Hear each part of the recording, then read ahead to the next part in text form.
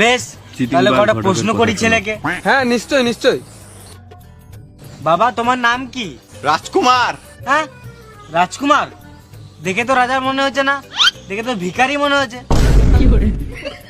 বাবা দেখো কি বলছে। ঠিকই তো বলছে। রাজার ছেলে নয়, নাম রাজকুমার। যদি রাজার ছেলে থাকতো তাহলে তোমার বাড়িতে কি আসতো? তাহলে বাড়িতে 10-12টা রানী থাকতো। বাবা তোমরা ক ভাই বোন? মানে মানে তোমার কটা ভাই নাই বোন?